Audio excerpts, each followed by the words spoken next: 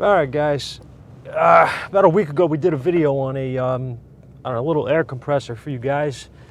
I did the video. I won't do a video on something that I don't recommend. Sorry about that. Let me just throw the seatbelt on. Obviously, I'm not going to do a video on something I don't recommend. That little compressor works great. So the company decided to send me something else that they wanted me to check out. I got it a couple of days ago. It's made by the same company, Audew, I believe that's how you pronounce it. And it's basically a little Bluetooth scan tool. Now, a couple of things I want to go over here. I did try this thing on a Volkswagen today, and it does work. I got to finally unbox it and try it out. This thing it says that it will work on 2,000 and up vehicles. Now, that's all it is, just a little plug-in tool. And you have to download the app.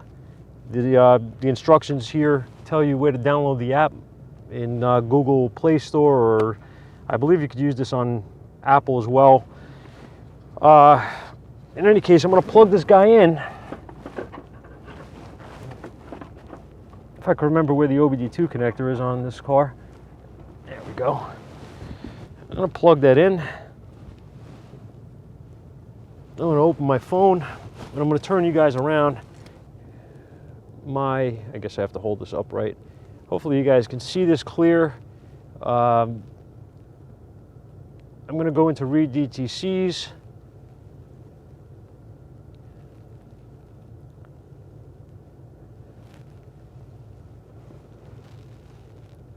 Again, I hope you guys can see this. Your car is very healthy with no code found. All right. So we have no codes.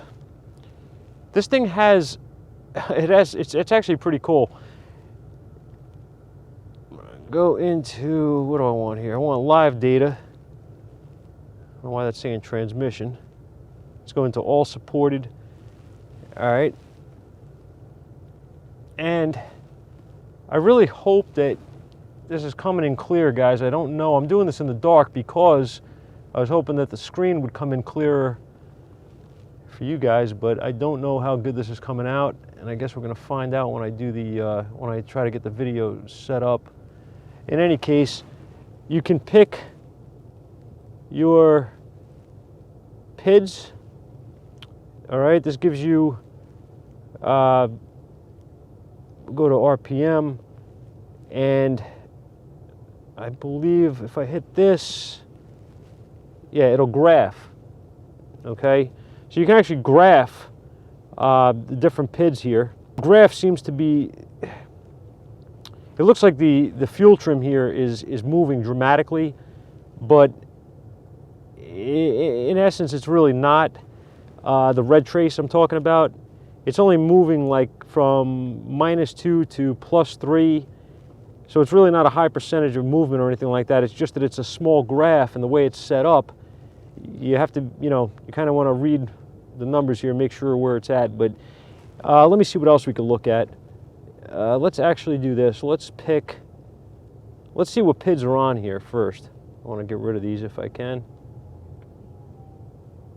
Okay. I'm going to get rid of those, and I'm going to go to engine RPM. Then I'm going to go to, I got to pick more than one data PID. All right. Well, let's pick mass airflow. See where that's at.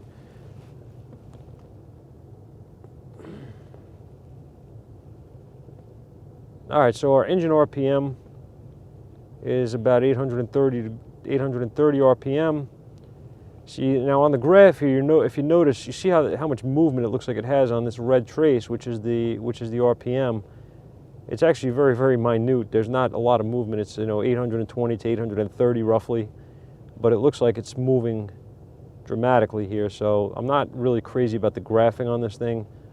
The mass airflow is reading in pounds per minute. That is absolutely useless. I have not found a way to change it. That should be in grams per second. That I don't like at all. I don't know if this gives you a mass air voltage PID.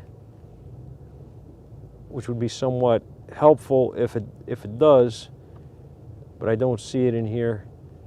I am hooked up to a 2,000 gram marquee. I'm looking for O2 sensors. Bank 1, short-term trim, voltage, okay, O2. Bank 2, sensor 1, where are you? Bank 2, sensor 1, voltage. We'll go back to our PID and graph, and it is going to be the black and the green trace, which are the O2s, and we can see them switching on the scale here from 0.8 to 0.2. Actually, the green trace, rather, the other one is actually the rear O2. Let's try this again. Bank 1, sensor 2. I don't know why. Bank 1, sensor 1. Bank 2. Bank 3, sensor 1. All right, so this data here is, I mean, this is a little not great, honestly, the way they're showing this. But as you can see, I do have activity on the O2s. I'm assuming that is going to be bank 2, sensor 1. It's saying bank 3 in the parentheses here. It's bank 2. If you look here, so not very, very clear on the data. I don't like the mass airflow, obviously, because it's not showing in grams per second and it's not showing mass airflow voltage. Maybe these are things that would be corrected in the app. Maybe they can fix this. I don't know. I'm just trying to be as honest as I can here. Now, it does give you data. I mean, you can see the O2 switching. You can see the basic data stream here, which is cool.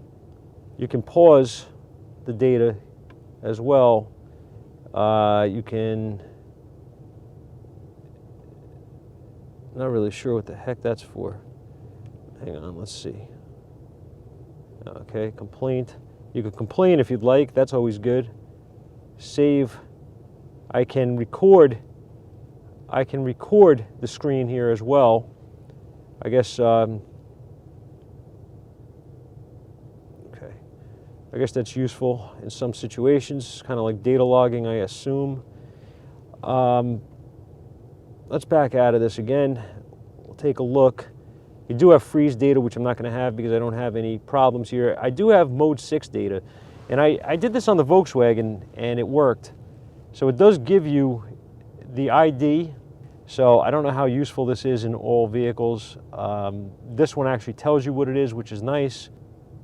It's a neat little tool for what it is, and it does give you info, but I don't know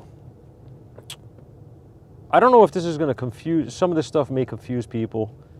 It does have a battery test in it, which this vehicle was just in the shop. This is my mother's vehicle. I had this at the shop, and I actually tested everything, charging system and, you know, all that stuff, and I had no issues at all. Everything was good. I even did it with the Pico. I was doing some messing around with the Pico battery test, which I do like a lot. I drop tested the battery, you know, with a different tool, verified charging system and all that. So this here, yeah, I don't know, again, how accurate this is and how much I would trust it for any kind of real testing as far as, you know, for a battery or a charging system, whatever. Let's see what this tells me. Okay, this gives me some calibration info. It gives me the VIN, part of the VIN. Smog check. I haven't tried this one yet. Let's see what this does. Okay, so this is your monitors, which is neat and helpful. This will give you the monitor information, what is completed. Okay. And that's always something nice to have, so you can actually check and see what's completed and what's not. Very good.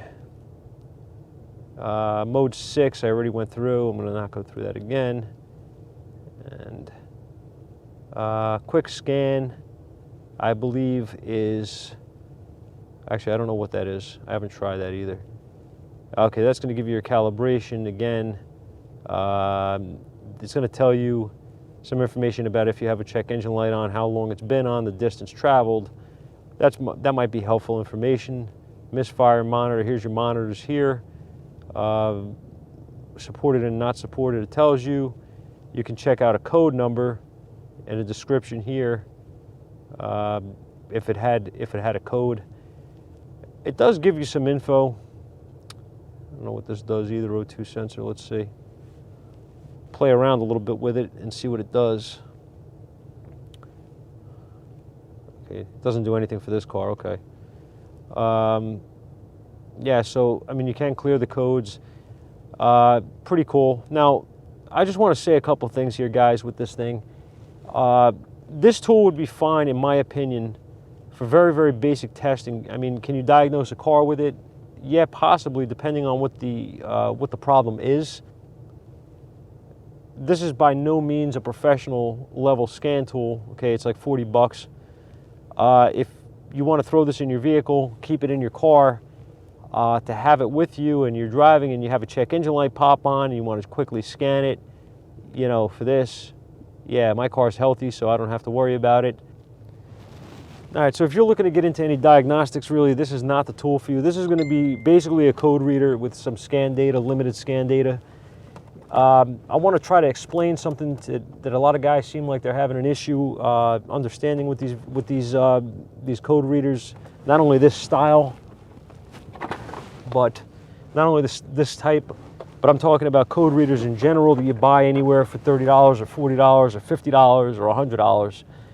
These things are generic data and information only. You are not getting manufacturer-specific information from this, okay? As it is, many times I will go into generic data on my professional scan tool for different reasons. However, you are not going to get anything except for PCM information, meaning generic PCM information. Let me be clear on that. You're only going to go into generic OBD2, and that's it. So if you need to get into manufacturer specific because the PIDs and stuff are not available in generic or whatever the case may be, you are done right there. It's over. You can't get into it. The other thing is, if you need to get into other modules, you have no communication, you have an issue, whatever. You know, your heater isn't working and it's CAN data set up or whatever, you don't have the ability to get into that to see it. You may have a code in the PCM that's, you know, complaining about communication, whatever. Whatever the case is, you may not be able to do what you need to do all around with this, okay? This is only good for one thing. It's only good to read codes, and it's only good to get some generic data. So the reason I'm saying this is because a lot of guys ask me about buying a scan tool, and they think that a scan tool is the same thing as a code reader. They're not the same thing. A code reader gives generic information only, does not give you manufacturer specific. If you're diagnosing a vehicle these days, you need the ability to do both. You need to be able to get into manufacturer. If you can't do that, then you're going to have to go to a shop where they can, and you're going to have to pay for it, which that's what we do for a living. So I don't see why that is even a discussion. But for the do-it-yourselfer, this is not, none of these code readers are a tool for a do-it-yourselfer either. If you're serious about fixing your own car, if you're serious about fixing your own car, you need a higher level scan tool, not a code reader. What would I do with this? I like the tool for what it is, okay? For what you're paying, for 40 bucks, it's cool. I'll throw it in my car. If we're driving around and I see a check engine light come on, I can plug in quickly and just get a determination of what what is going on with the vehicle. Does it have an O2 code? Does it have a code for whatever, mass air? Does it have a code for coolant temp? Whatever. Then I can determine how quickly I need to address the issue, okay? And maybe look at some data quickly on here and make a determination on what's going on. Aside from that, I have no use for a tool like this because we're a professional diagnostics. We're a professional diagnostic shop, and we have thousands of dollars invested into each scan tool because we need them. And I think I touched on this once before. And I said that if we could get away with buying a $40 code reader, then there's no shop that would buy a $5,000 scan tool. There wouldn't be any necessity behind it, no need for it. So that's just something to keep in mind. And if you're working on stuff at your home and you want to be able to just check it out quickly, then yeah, having a code reader around is great. And this one's nice because it's so portable and small. Fits anywhere, throw it in your glove box, throw it in your pocket, whatever. You have it on you. And all you need is your phone, obviously. So, that's definitely a convenient thing. And I'm not knocking this by any stretch. I do like the tool. I'm just saying that it has limitations like any code reader does. And if you're expecting to do with this what I'm going to do with a Bosch ADS or an Autel Elite or a TAC2, it's just not going to happen. So just know what you're buying. There's nothing wrong with having these. I have a couple of code readers that are small and portable, so I have them as well. I paid for them, I bought them, so I have no problem with them. But just know what you're buying. This is a nice, as they go, as the ones I've used, this is a nice one because it's, like I said, a very compact unit, and it works off your cell phone, which nobody is without their cell phone today, God forbid. So you just have the app downloaded and you're ready to go, all right? But if you guys are interested in this thing, the link is below in the description where you can pick it up on Amazon. I believe there's a discount on them right now.